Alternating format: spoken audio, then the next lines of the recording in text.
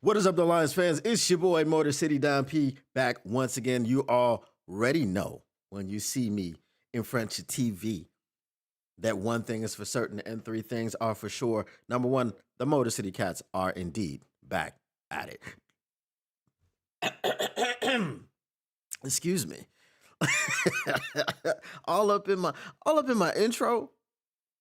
Number two is that we came to give you stats and none of that static. And number three, perhaps the most important number of them all, number three, is that we want to make sure you keep your Lions news pragmatic. And you may be asking yourself, how, Don, does one keep their news pragmatic? Well, it's very simple. It's a three-step process, and I'm glad you asked. I will tell you. You must smash the like button. You must subscribe, and you must share, because sharing is indeed caring. And once you've shared this stream with your uncles, your aunties, your cousins, your play cousins, your brothers, your sisters, your moms, your dads, your colleagues, your steps, your grands, your halves, you've indeed cared about all of those people. Now, what do we have today? As you see on the thumbnail, as you see, it says sack tees. Shout out to me.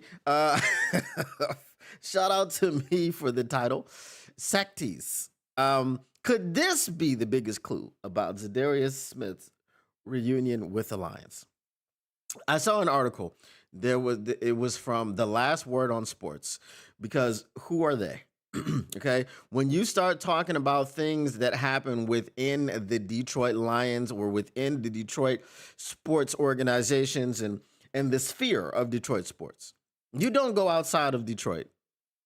Okay, you don't look at The Last Word on Sports or Athlon Sports or Monday Morning Quarterback. You don't go outside of the scope of Detroit to get the real.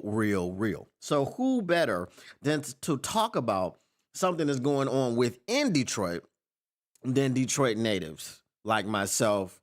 You got the Doc, John Macaron, Detroit Lions on SI. You got Woodward Sports. You got all of these people in these places that are in Detroit, that are from Detroit, that know Detroit. So the outsiders can stay outside. Why do I say that? Well, the Outsider had an article, and it said, putting to bed the any hope of any reunion with Za'Darius Smith and the Detroit Lions. Last Word on Sports wanted to put it to bed. I'm here to tell you right now, it ain't in bed. It ain't even asleep. No, it's not even sleepy. It is a possibility. And why do I say that it is a possibility? Well, there's this. Okay. This article comes from A to Z Sports. Mike Payton, another guy in Detroit. Detroit native, I think, right? Right? A to Z Sports. He is the guy that writes about Detroit when it comes to A to Z Sports. Okay? That's Mike Payton's beat. Okay. What does he say? He says Cash Doll may have just dropped a really big tease for a possible Za'Darius Smith return to the Lions. Now, I know when I say Cash Doll just dropped a really big tease, and then my thumbnail says sack tease. Nah. Get your minds out of the gutter. Okay? Get your minds out of the gutter. It ain't nothing about nothing. She ain't dropping no stuff like that. Come on now. Get your minds out the gutter. Anyway, so it says, let me read the article. Okay? Turn it this way. Make it easier. It says, there isn't a Detroit Lions fan alive who isn't hoping that the Detroit Lions bring back Za'Darius Smith this season. That's not necessarily true. There are Detroit Lions, like, what's that dude's name? Hamburger Helper Howie, or somebody like that, who says that Za'Darius Smith shouldn't be brought back because he's too busy chasing hoes on the internet.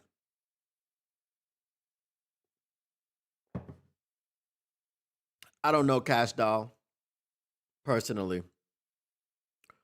Okay. but referring to her as a hoe on the internet, it's not necessary.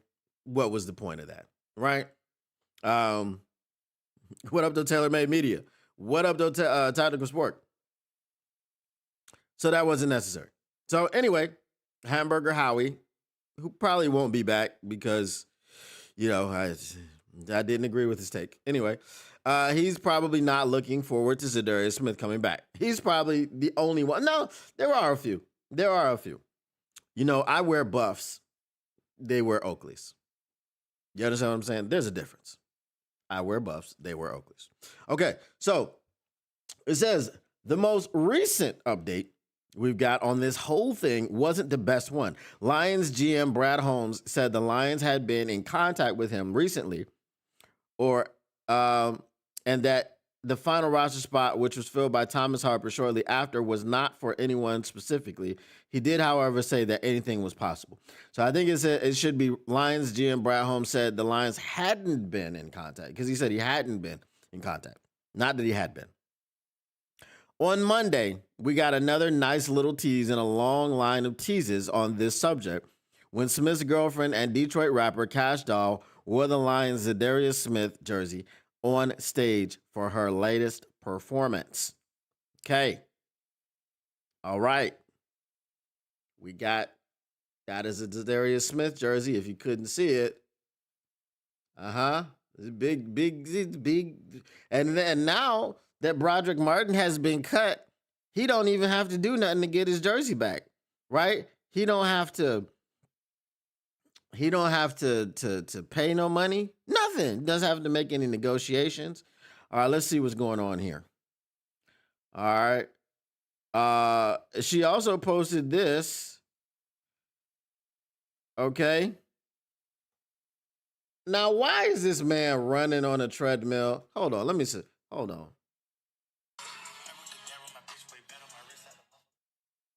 Why is this man running on a treadmill and a Detroit Lions helmet? Is it necessary for Za'Darius Smith to be wearing a helmet while running on a treadmill? I don't think so. Okay. That doesn't seem necessary. Let me see. Do we have any comments on this Cash Doll post? No comments yet. Lions fans don't want to comment on Cash Doll's post when she's wearing a Za'Darius Smith jersey on stage.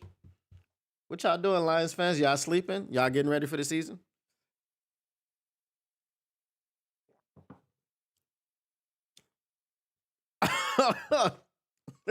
Taylor May. Taylor May says, I don't know about all that, but she got some big old thighs. Taylor May be out here thirsty, bro. You want a drink? I got one.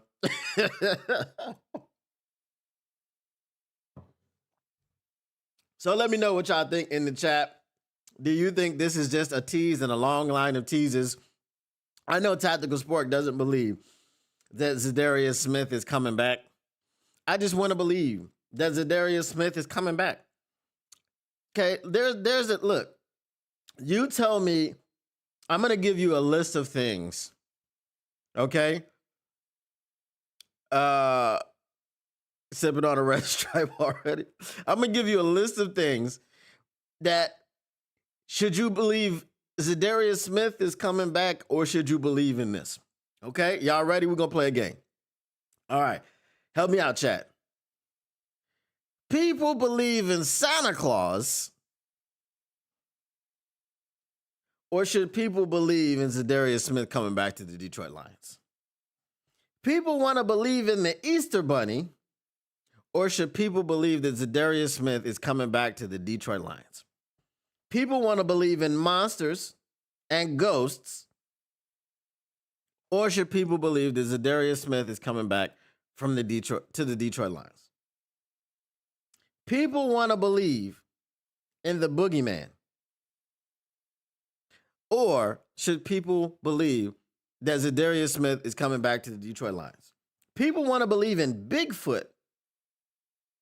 Or should people believe Za'Darius Smith is coming back to the Detroit Lions?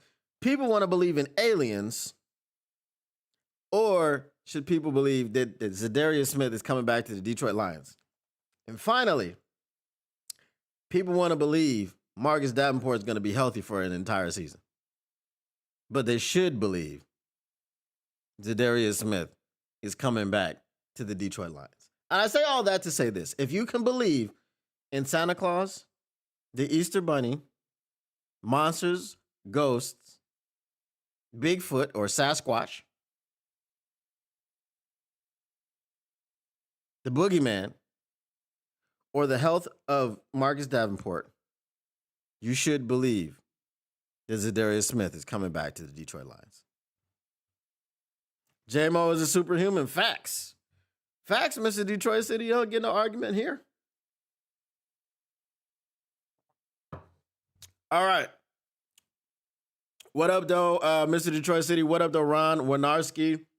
He comes in with the FGB. Even though he's a Bears fan, he's not that bad of a guy. He's not that bad of a guy. It's fine. I hope he was born in Chicago, and that's why he's a Bears fan. JMO's faster than my Mustang. Now, do you have an actual Mustang horse, or do you have a Mustang car? You know what I mean? Because there are several places in which JMO would be faster than your Mustang. I'll tell you a place where JMO will be faster than your Mustang. You know some of those alleys where you can't, like, you got this much space between the wall and your side view mirrors? JMO is faster than your Mustang down one of those alleys. I'll tell you that. Tell you that much. Because JMO's going to run freely through that mug. You're going to be sitting up there like, oh, God, please. Please don't let me scratch my paint job. You know what I'm saying? That's what you're going to be doing. So anyway, let's get to some other stuff. Listen, I want to keep hope alive. I don't think that the dream is dead and gone. But let's go ahead and go around the horn. It says, I drive a puddle jumper, a Kia Forte. I don't even know what a Kia Forte is, but I do drive a Kia EV5. You dig? Let's go around the horn with this Detroit Lions stuff. If you haven't heard the sound from around the Detroit Lions, the sound and pound, let's just go ahead and get a little bit into it. Kelvin Shepard, when asked on the Believe in podcast or Believe in Lions podcast with Glover Quinn, if or who was he most impressed by, obviously the perfunctory answer, the answer that everyone would expect, the boilerplate answer is Hutch. And he acknowledged that the boilerplate answer is Hutch because we know what kind of player Hutch has been and will be after the injury, and he looks amazing out there. But wait, that's not who he said. He acknowledged that it was that. He said, let me know when y'all gonna air this so that I can cuss him out at the same time because he cannot know how good he is. That is one Terrion Arnold. Now, I want to talk to the Terrion Arnold haters out there who didn't trust me. Okay, I understand if you didn't trust other people, even though other people are football guys and other people have football eyes, right? If you're a football guy with football eyes, that means that you know what you are seeing. Okay, that means that we can take away all the stats. We don't have to talk about just stats, okay? Because we came to give you stats and not none of that static. But we don't have to talk about any of those things. We don't have to talk about numbers. We don't have to talk about EPA and SPIPA and ETAs and STIs and UTIs. And we don't have to talk about none of that stuff, okay? We don't have to talk about, QBRs. And no, we don't have to do that because you are football guys with football eyes. And the eye test can tell you, right? I know a guy who's specifically a stats guy. He goes all into he's got Excel spreadsheets. He's got all types of stuff, right? Because he wasn't a good football player. You can't convince me that he was, right? He once told me that he used to box Golden Gloves, and when he was 16 years old, he got punched in his throat, and it crushed his larynx, which is why he's so monotone and boring. To be damn near 50 years old and you're blaming your boring, non entertaining ass on being punched in the throat when you were 16 is wild to me. But I digress. We don't want to go too far off topic. Okay? Uh he's got it all. The CTS, the CTEs, the STDs, you name it, he's got it. Right. Facts. We're not talking about J-Mo. All right. So, when you're a football guy with football eyes, the eye test tells you who's got it, who doesn't. I'm not only a football guy with football eyes, I'm a former corner. So when I told you Jeffrey Namumbo Oh Hell No Kuda looked like he never played football before, the first time I saw him play football in a Detroit Lions uniform, I got some pushback. And guess what? Jeffrey Namumbo Oh Hell No Kuda is on his fourth team in 4 years. Let's see, where did he go? Hold on. He went from Detroit to Atlanta to Houston to Minnesota. 4 teams, 4 years. But people thought I was crazy. They thought that just because he went to Oh Hell No State, I didn't like him. I didn't like him because he looked like 2 cans of ass. It stinks. Okay? It stinks. Hashtag. If you know, you know, use the hashtag. Okay? And then when I told y'all that Terrion Arnold wasn't that bad, that Terrion Arnold really just needed to get his head around, that Terrion Arnold was only grabbing because he didn't trust his technique, but his coverage was super sticky because he was always in phase, which means he was always in position to make a play. He just wasn't looking for the ball, so he couldn't make any plays. And he was so freaked out about possibly getting burnt, like Jeffrey Namumbo Oh Hell No Kuda looking like barbecue chicken alert, that he would grab sometimes. But he cleaned that up throughout the year. And towards the end of the season, you saw the improvement happening drastically. And the improvement has continued to happen by all accounts. Amon-Ra St. Brown, Jahmyr Gibbs, DJ Reed, anyone else who has talked about Terrion Arnold. And now his DC, Kelvin Shepard, has said Terrion Arnold is looking like a QB1 out there. Sorry, CB1. Okay? He's looking like a CB1 out there. What does that mean? He looks like a guy that could follow receivers. What do I mean by follow receivers? He looks like a guy that you could put on Justin Jefferson and he goes wherever he goes. He looks like a guy that you could put on Jamar Chase and he goes wherever he goes. He looks like a guy that you could put on DK Metcalf and he goes wherever he goes. This is what CB1 looks like. This is what Terrion Arnold looks like. Now, do I expect that he's going to lock down Justin Jefferson for an entire game by himself with no safety help over the top like one Jeffrey Namumbo Oh Hell No Kuda did, apparently, according to a lot of Lions fans who are delusional? No. I expect him to have safety help over the top for someone like DK Metcalf. I expect him to have safety help over the top for someone like Justin Jefferson or Jamar Chase. Why do I mention these people? Because we're playing all of these people this season. Okay? We're playing all of these people this season, and we played 2 of those people last season. Okay?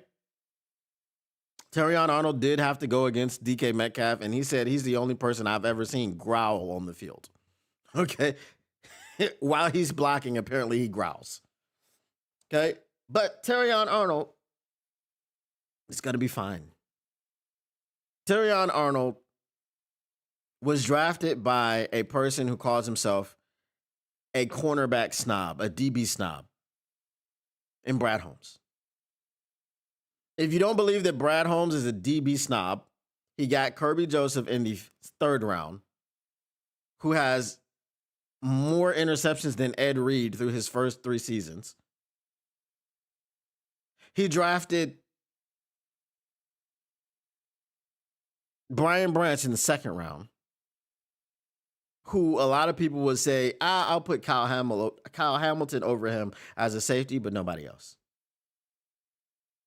Now he drafted Terrion Arnold in the first round. He identified the talent of Amik Robertson. The only questionable draft pick that he has in the cornerback position or in the DB position is Ennis Rakestraw. And we don't know what Ennis Rakestraw's talent level is on the NFL football field. We don't know what that is because he can't stay on the NFL football field because he's always injured. He's the Marcus Davenport of DBs. The only difference is Marcus Davenport has actually played 15 games in a season, at least one time. Ennis Rakestraw, I think, is at 8. His rookie season, played 8 games. Now he's out for the whole season. So that's the only really questionable one that you can say in the DB room. All right, let me look at some of your comments before we move on to the next Around the Horn. Dr. Spork says 2 cans of ass. Yes. 2 cans of ass. Kelly Stafford gets throat punched for fun. I don't think it's called a punch, but if you want to be politically correct or you want to keep it PG for the kids, yes. She takes shots in the throat for sure. And he never laced them up at Kronk. Wasn't a Gold Glover. I can 100% believe that he was not.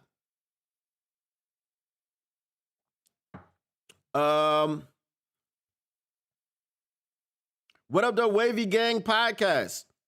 Salute to you, my friend. Is Terrion Arnold a good player? I just got his rookie card. Ron, you say this every time we talk about Terrion. You know what I'm saying? If you're going to do a bit, make sure you know that you're doing a bit. Let's see. Mr. Detroit City says, I'd rather have a Terrion Arnold handsy all day before a Christian Wilkinson handsy. Oh, Mr. Detroit City, I'm glad you're back, man. You are a top level troll. Different kinds of contact for sure. Taylor May says, if you play corner, you're supposed to have safety help, even if you're playing for the West Side Cubs. Facts. I never had safety help. I was actually the help. Because the guy that played on the opposite side of me, we want to talk about 2 cans of ass. Bro, I made so many cross-field tackles, it wasn't even funny. Nobody, I had to run across field because they weren't going to throw me the ball. I'm just saying. I was a very good corner. I was a very good running back. I was a very good football player. Okay? I'm just saying. All right. Ron Winarski says, I hope he does good. Pause. All right, so that's what Coach Shep had to say about Terrion Arnold. I know you guys have probably heard the sound of Dan Campbell. I did mention this yesterday. He's not worried about Micah Parsons. Dan Campbell is not worried about Micah Parsons. The Detroit Lions are not worried about Micah Parsons if Dan Campbell is not worried about Micah Parsons. And we play against Micah Parsons every freaking year. Okay? I alluded to this yesterday. I mentioned it. I talked about Tom Brady and Peyton Manning. Patron Manning. Okay, Tom Brady and Peyton Manning. The NFL has pit us against 2 teams like every year for whatever reason. Obviously, it brings in big ratings, but it makes no sense in the grand scheme of how the schedule is done, how these people are not in our division. They are in the same conference, but the likelihood of playing the Dallas Cowboys and the Seattle Seahawks every year or every other year, or you're swapping out for 6 years, you're either going to play the Dallas Cowboys or the Seattle Supersonics. I had to let it go. The Seattle Seahawks was crazy to me. Okay. But we've got a lot of experience with Micah Parsons.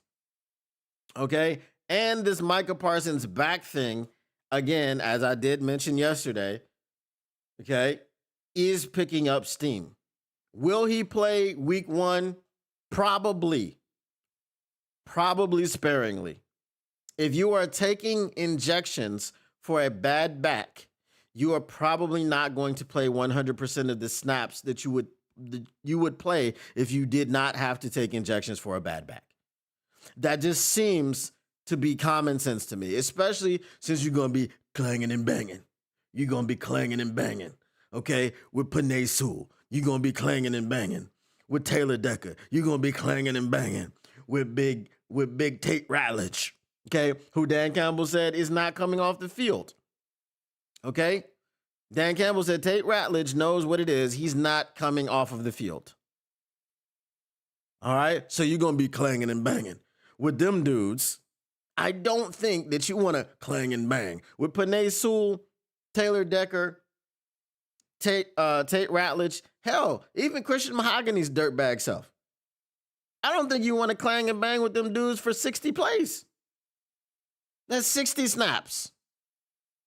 Okay? And let's not mention David Montgomery going to get some. Okay? Jahmyr Gibbs might get a little bit. I don't know how fearful you are of Jahmyr Gibbs in the blocking game. Okay? But David Montgomery's not a dude. Did you see the soul that he stole from Devon Witherspoon? Bounced him off the freaking pavement? David Montgomery's a beast. If I'm Micah Parsons and I'm getting chipped by a running back, I'd rather it be Jahmyr Gibbs. I don't want David Montgomery chipping me, especially I got a bad back. Okay? Amon-Ra St. Brown, crack back block. You want to see that coming? His little monster hamster self. You want to see Amon-Ra St. Brown in the blocking game? I say all that to say this. I don't think that the Green Bay Packers are dumb enough to play Micah Parsons excessively week 1. Also, the fact that Micah Parsons got traded to the Green Bay Packers on Friday. Okay? Let's do a little bit of math here. Friday, Saturday, Sunday, Monday. He was traded to the Green Bay Packers on Friday. He was introduced to the media, I think, Saturday. There was no practice for him Friday, Saturday for sure, Sunday or Monday because Monday was a holiday. Today was the first day that he was over there in the facility getting any work in. Today is Tuesday. Let's do a little bit more math. Tuesday, Wednesday, Thursday, Friday, Saturday. 5 days is the possibility that he can get work in. He can get 5 days of work in. Now, I don't know their schedule. I don't know what their day off is going to be this week. Okay? So let's say they take a day off this week. Let's say Saturday is their day off. 4 days of work Micah Parsons is going to get in without having a training camp. He didn't practice during training camp. Why? Because he had a back injury. He's had no practice except for today of any nature. Right? And the fact that he's with a new team and will have 4 days to get work in with a bad back. What is the likelihood, do you think, Micah Parsons plays or has any sort of impact in the game? Now, granted, It takes Micah Parsons one play to have an impact. It depends on the situation, right? If you put Micah Parsons on the fourth down that we need to convert to win the game, and he gets a sack, it's one play only, and he gets a sack. That is the impact that wins the Packers the game. Do I think, in all likelihood, you're gonna wait until that possibility happens, and then you're gonna put him in the game? Probably not. So I don't think he's going to play a whole heap of a lot, and I don't think he's going to have that much of an impact week 1. Thanksgiving, you have to see how his back progresses throughout the season. If it gets better, I would say that Thanksgiving is the game that we're actually going to have to face Micah Parsons full strength. But I don't think that Sunday will be that day. All right, let me see what y'all are saying about this. Ron Winarski says that's true. Damn, that's a huge endorsement from the HC. One play only, that's a fact. Right?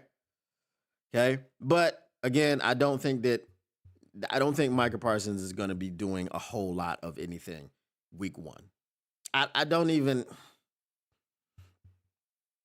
Do you have defensive decoys? I know you have offensive decoys. I know you can put a receiver out there who has all the talent and skills in the world, but he's got a bad knee. And you just put him out there. You don't throw him anything. He kind of half-asses his routes until they go, yeah, he's too injured to actually make an impact. And then they stop paying attention to him. And then once they stop paying attention to him, he becomes a liability. He's no longer a decoy. So then you take him out of the game. Right? K-God says, werewolf bout to hunt, right? We definitely should be calling Hutch the Wolverine. It's too easy. I know I'm the nickname guy, but he's the Wolverine. He's got adamantium in his legs. He went to the University of Michigan, so he's already a Wolverine. He heals super fast. He's the Wolverine. It's too easy. It writes itself. It's like a Hollywood script that writes itself. Hutch is the Wolverine. All right. Jared Goff was asked about the perception of the Detroit Lions and what he enjoys better. He said he doesn't even really know what the perception is because there's so many different storylines. Outside of the building, they don't really follow the storylines. He's heard about them, but they don't really pay attention to them. He said, and that's the way that it should be. But to be clear, he does prefer it when the Detroit Lions are the underdogs. Now, there were some other questions, and I want you to listen to how he answered them. Somebody asked him about Vegas putting the Green Bay Packers as the favorites to win the division now that they have Micah Parsons. He said, Vegas has been wrong before, right? He said Vegas has been wrong before, right? Right? So I believe Dan Orlovsky, Vegas, who else? Who else has had, all of these Mike Tannenbaum and Greeny and all of these people that are giving the bulletin board material to the Detroit Lions? Thank you very much. Okay, I don't want to get into too deeply, into the breakdown. Shout out to Hutch saying pause in front of the media, but he was like trying to bring it back because he's like, maybe I shouldn't say that. You know what I mean? Because maybe there's a Caleb Williams out here in the media, right? But he definitely said pause at the podium. He said, basically, I hope that's the last bionic thing that goes in me, pause. And he tried to reel that back in, but the pause was already out there. The pause was already public. He publicly paused. Okay? Hutch publicly paused. All right? But all of these people that are giving cannon fodder to the Detroit Lions, I thank you. Because y'all know Dan Campbell's over there, We haven't even gotten the third down yet. We're not worried about Micah Parsons. Ah, you know, we're not. Hey, our defense is pretty good too now, right? Dan Campbell is cooking up an epic, an epic motivational speech.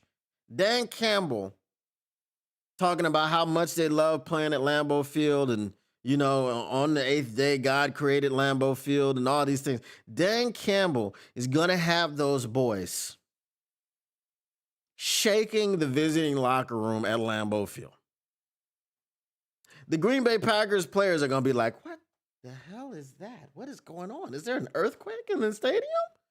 Brother, I think Dan Campbell is going to have them boys so ready to play, so hype. I don't think that the Green Bay Packers are going to be able to match the intensity of the Detroit Lions. The Green Bay Packers, I think, are resting on their laurels now because they think that they've got Micah Parsons and that's all they needed to do. I know it's going to be a knockdown, drag out. We hate each other. We hate the Packers. The Packers hate us. I understand that. I know that. But they not as hungry as we are. When Dan Campbell was talking about Green Bay and Lambeau Field, he made it sound like we just love football more than you do. We're hungrier for football than you are. And we know we have a steady diet of kneecap soup. We bite kneecaps. We taking chunks out of you. You know what I'm saying? We biting off neck bones. Like we vicious with it. We are vicious with it. So I don't think that the Green Bay Packers are ready for the storm that they haven't even really created the storm. They're just unfortunate victims. They are innocent bystanders. Well, they're not innocent, but they're bystanders. The storm is coming through. It's a tornado. And the Green Bay Packers and Lambeau Field have positioned themselves unknowingly smack dab in the middle of Tornado Alley. And by the time they hear the sirens, they're not going to have time to run down in the basement and duck and cover. It's going to be too late. They're getting swept up in this twister. All right. K-God says, F Nick, right? Facts.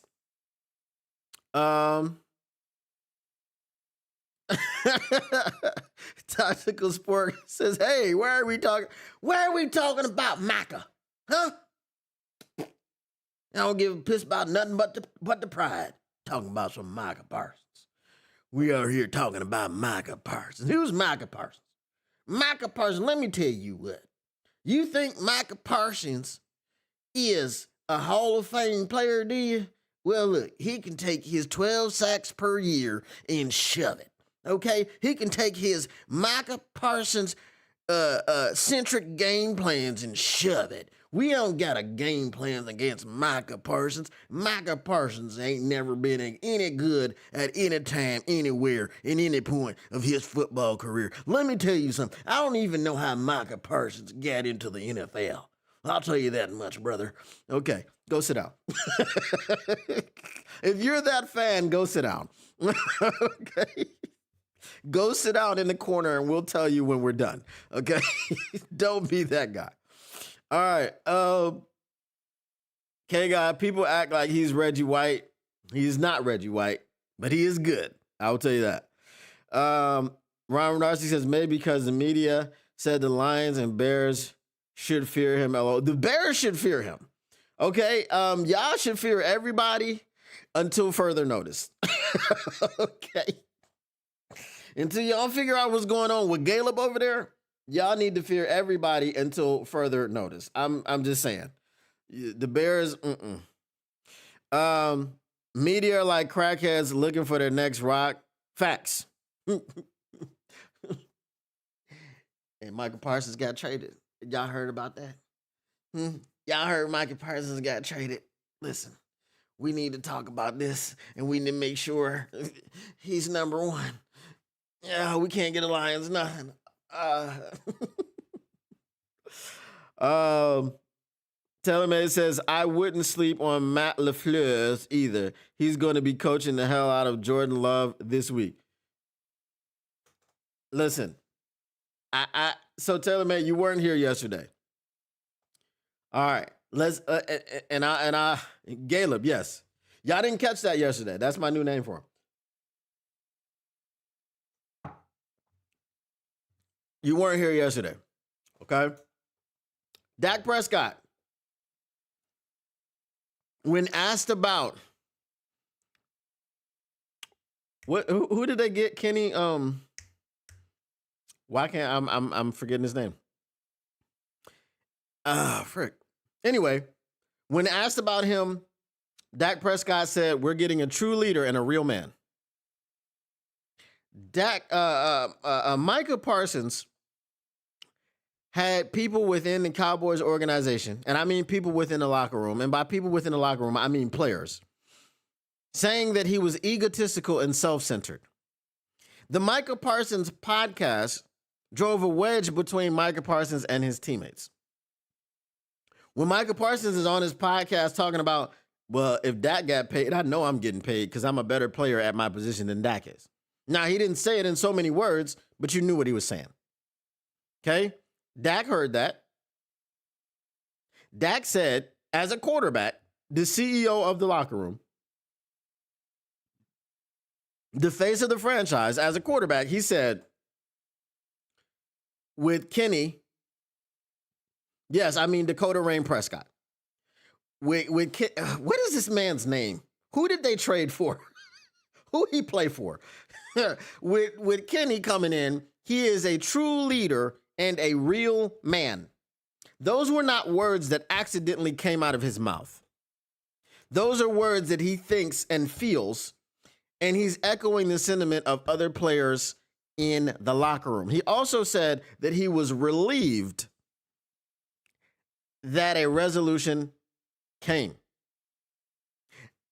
Asked about would it have been a bigger distraction if he had not been traded, he said yes, because y'all would have been asking questions about it every week, and that would have been more distracting and more difficult to deal with. Kenny Clark, there we go. Okay? Here's the question that I asked yesterday, Taylor Made, and I want you to answer this question honestly. The question was,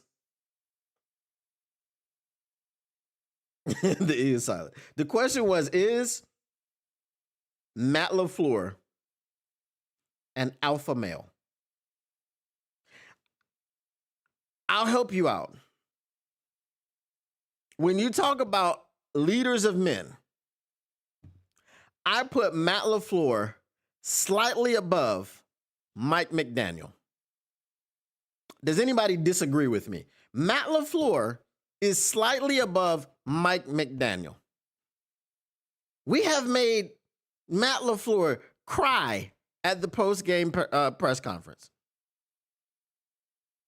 Is this an alpha male crying because he got his ish pushed in by Dan Campbell? Is this an alpha male? So now the question I'm asking you about him being an alpha male is, who is going to curtail the Micah Parsons effect? Who is going to pull Micah Parsons aside and say, listen, that podcast is cute and all, but if I hear one thing negative about Jordan Love on that podcast, slap the ish out you. My dog, look, I'm telling you, on everything I love, son. On everything I love, son, I'm coming to see you, son. If I hear anything negative about Jordan Love, son, listen to me, son. Yo, son. Yo, son. You say one thing out your mouth, foul, funny, or indifferent about Jordan Love, son, you're going to have to come see me, dog. Who's that in the locker room? It's not Matt LaFleur. Who is it? Is it Xavier McKinney? Who is this guy? Do y'all know? Do y'all have? Do you have a candidate? Is it Edgerrin Cooper? No. Is it Josh Jacobs? No. I don't know who it is. So you talking about Matt LaFleur coaching the hell out of Jordan Love. Has he coached the hell out of Jordan Love ever? If he has, the results haven't been great. I'm just telling you. And if he's going to coach the hell out of somebody, they better have a hell of a season. Jordan Love has had a hell of a 7 games, and he's living off of that on the back half of season number 1. Brother, I wish I could. I want to have one viral episode of my podcast, one, and just live that way forever. You know what I'm saying? Bro, remember that time Motor City Don P had 10,000 viewers in his podcast at one time, that one day? And then ever since then, he'd be getting 1,000 subscribers a day, and he don't even podcast no more. His channel's just getting subscribers. That would be like what that I would be on the Jordan Love arc if that happened, right? That's all I'm saying. Taylor May says, I don't know, but I know he was a QB in high school, might even QB at Central. That's fine, but is he an alpha male? That's my point. Didn't Micah get mad because a fan was yelling at him? Probably. I don't know. It's probably. You know, but that's the question.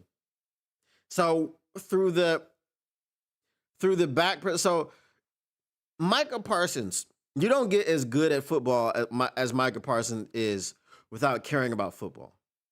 The problem with Micah Parsons is he cares about too much other stuff other than football. Right? It's great to have a voice. I love having a podcast. I'm not an NFL football player. I talk about NFL football players, but I'm not an NFL football player. I don't have to have the same type of professionalism. I don't have the same type of dollars on the line that Micah Parsons has. Now, if we're talking about his bottom line, he did very well for himself. Okay? But the more of a headache you are, and I'm not saying he's a headache because he's bad at football. I'm saying he's a headache because, again, if you've got teammates calling you egotistical, self-centered, right? They don't like you in the locker room. Guess who's in the same position as Micah Parsons on the Detroit Lions in terms of having a podcast? Amon-Ra St. Brown. Guess who's never been called egotistical and a bad teammate by anyone in the locker room or outside of the locker room? Amon-Ra St. Brown. Guess who's never been called self-centered? Amon-Ra St. Brown. So it's not that you're doing a podcast and you're an NFL player. It's that you're doing a podcast and you're throwing your teammates under the bus. Right? You're throwing Dak Prescott under the bus. You're throwing coaches under the bus. Mike McCarthy. Y'all remember that? Y'all remember when he was throwing the coach under the bus? Y'all really think he wasn't going to throw Brian Schottenheimer under the bus this season? Brian Schottenheimer. Does anybody know who Brian Schottenheimer is other than the fact that his father is Marty? Does anybody know? Did anybody have Brian Schottenheimer as the head coach of the Dallas Cowboys on their bingo card before this happened? No. If you say yes, you're lying. Okay? You're a capologist if you say yes. All right? So as I said, the Packers maybe bit off more than they could chew, and then they chew it. I took the pen out the grenade when I threw it. Hashtag if you know. You know who used to hashtag. Disrespected me on the stage, didn't expect me on the stage. I'm sorry. I went down a rabbit hole this weekend. It's a Will Smith rabbit hole, pause. Yeah. Okay. If you don't know, you should know. Zach J, what up, though? So that's the Packers may have bitten off more than they could chew, and then they chew it with Micah Parsons. The injuries, the podcast, the persona. All I know, and I said this yesterday, is that the Packers better be winning, and they better be winning immediately. Okay? Because while Micah Parsons is not going to be upset with his contract because he got $47 million per year annually, per annum, if they ain't winning, If Matt LaFleur is out there looking like a little beach, okay, and crying in post game press conferences because Dan Campbell is pushing his ish in, if that's what's happening and that's what's going down, Micah Parsons is gonna start talking the edge with Micah Parsons. I might, just as last season I was invested in this Chicago Bears podcast because I just wanted to taste their misery, right? I just wanted to drink their tears because it made a very, very delicious drink, right?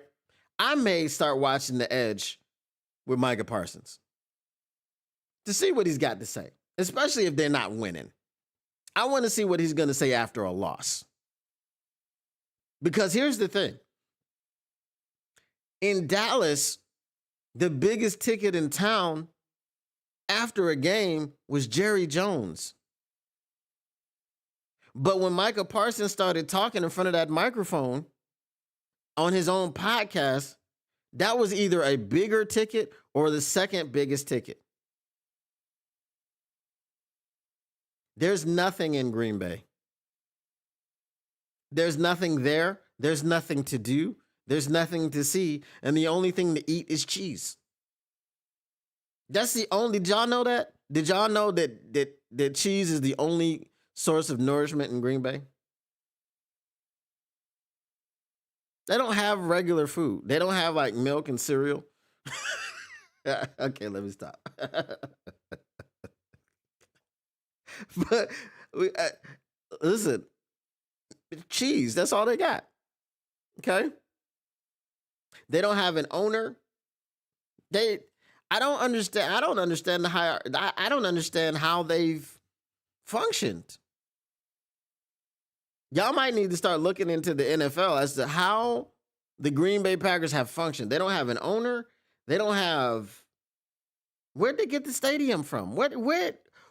Who are the Green Bay Packers? Where did they come from? How did they get to where they got to? Because I'm pretty sure all these stakeholders, quote unquote, okay, because everybody owns Green Bay stock in the Packers. They're not making a single decision. How does a GM? How did they get hired? Who is there a CEO? Like, what is the structure of the Green Bay Packers? How did it come together? Every other team in the NFL has an owner, right? They own the team and the hiring comes from there. How are the Green Bay Packers running? That's what I want to understand because I don't know. I don't understand it. TaylorMade Media is his board of directors. Okay. I guess. Okay. All right. It's a money laundering facility for the cartel. LOL. I wouldn't doubt it. Okay. Listen, if y'all haven't seen Ozark, okay, it's got a lot of similarities. Okay, it's got a lot of similarities. It's a very small town. Okay, Green Bay, Wisconsin. How many people are there? 500,000? I don't know how many people are in the city, within the city limits of Green Bay, Wisconsin. Okay, it's very small, very unassuming, nothing to do, no large media. It's a perfect place to launder money. I'm just saying. Just like Ozark. You go out into the Ozarks, what's out there? Some lakes, the woods, not a lot of tourism or the only tour, like spring break, people come in and, rent boats and stuff and go out on the water.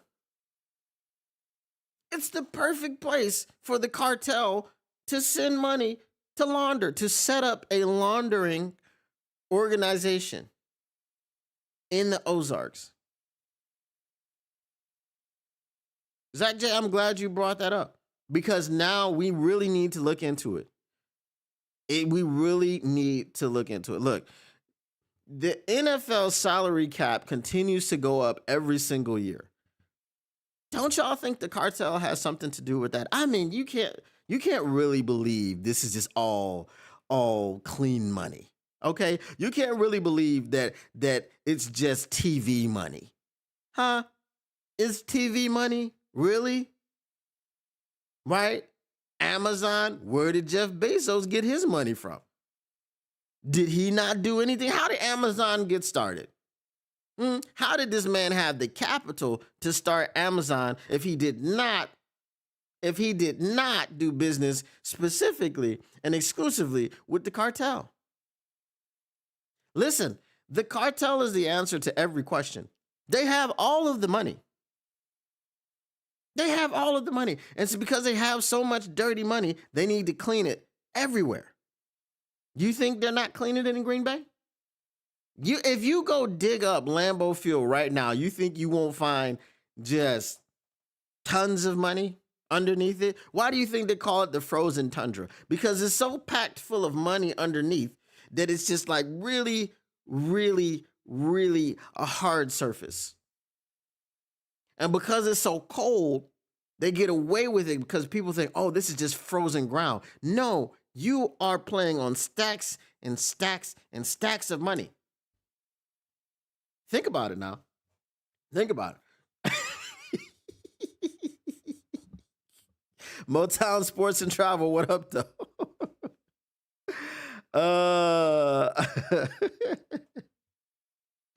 If you liked Ozark, try Landman 2.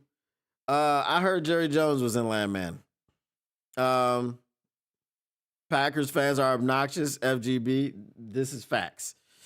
Capone ran Illinois and Wisconsin. Purple Gang ran Detroit and Toledo. Okay, see, there you go. It's all, listen, Capone, Wisconsin, the mafia, the cartel, it all makes sense. It all makes sense, right? Because if you think about it, and then after this, we'll do mailbag. So get your mailbag questions. If you think about it, Green Bay, Wisconsin being title town is the most random thing ever.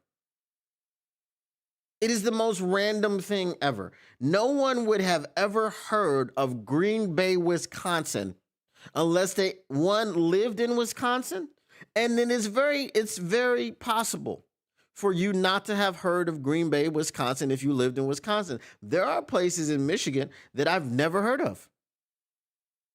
Right? There are places I've never heard of.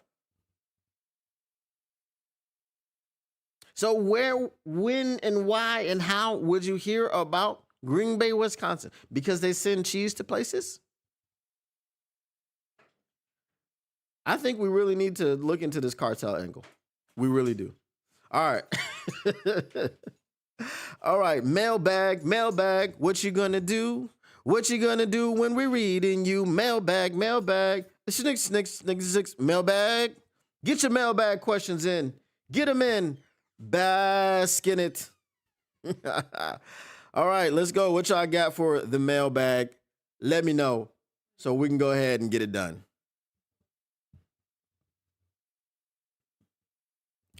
Yeah, you have to forgive the background noise.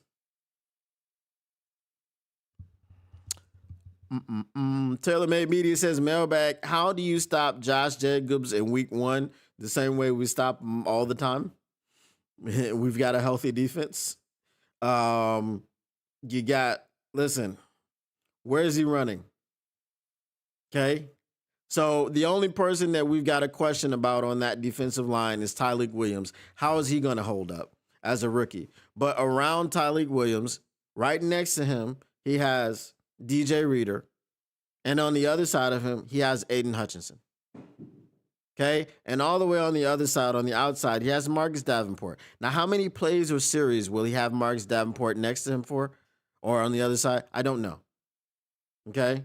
Hopefully, all the plays and all the series in week 1 for sure.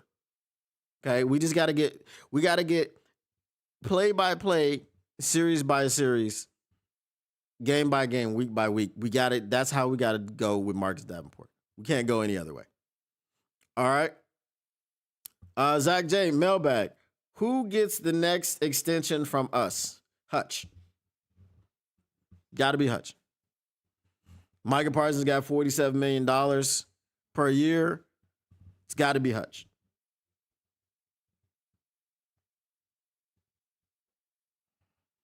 TaylorMade Media mailbag. Under Matt LaFleur's leadership, what's Jordan Love's wins and loss as a Packers starting QB? Uh, did they win 11 games last year or 10? I think he's got about 22 wins. We'll say 21, 22 wins. So that would means he has about 21, 22 wins. If there were 11 and 6, so he's got about 12, 13 losses. So Jordan Love's not great. He's not. He's not great. All right, mailbag. What world do you expect the Lions fan base to live in if Jared Goff gets picked off 3 times on Sunday at Lambeau Field? Like he did versus the Commandos, and the Lions come up short again. I don't even envision how. I mean, I guess it's happened before, right? I think he's had. I know he had a game with at least 2 picks. Um, so I think was that the Thanksgiving game where they beat us, and everybody's like, "Oh, Jordan Love, such and such," and they only beat us by 7 points, and we spotted them 3, 4 turnovers. So I think it happened before. If it's a similar kind of game, I don't know. Yeah, you can't blame injuries this time. You can't blame anything else. So I would just expect it to listen. If Jared Goff came out and threw 3 interceptions in week number 1 of an 18-week season, I would hope that people wouldn't have a meltdown. They will, but I would hope that they could just be like, okay, that's week number 1. And obviously, it would be more frustrating because it was against the Packers. But at the end of the day, you're 0-1, and you've got 16 more games left. So, you know.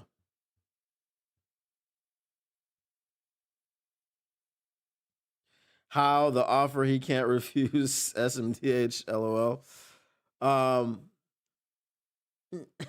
Yeah, so you're alluding to a game that's being fixed. I mean, he has come out. Like I said, he did come out. I think that was the Thanksgiving game. He did have multiple interceptions. He had like a fumble 6 where he got stripped and they picked it up and returned it for 6.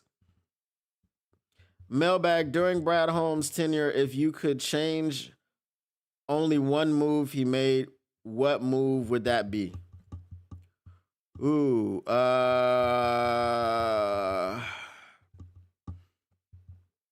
what is the move I would change? Well, if I go with some recency bias, I would say cutting Za'Darius Smith.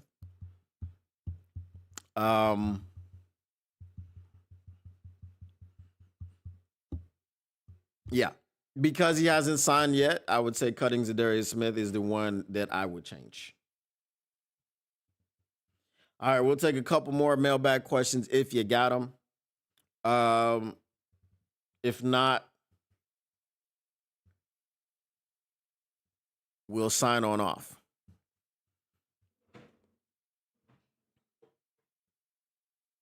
TaylorMade Media says, remember the Lions are allegedly getting rid of 5-yard routes.